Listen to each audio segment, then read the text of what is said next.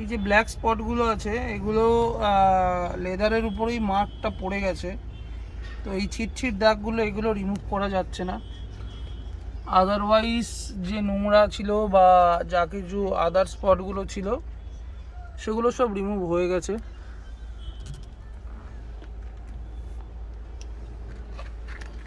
যেমন এই ডোর প্যাডটাতে একটু আছে ওরকম স্পট, আর্মরেস্টগুলোতে আছে।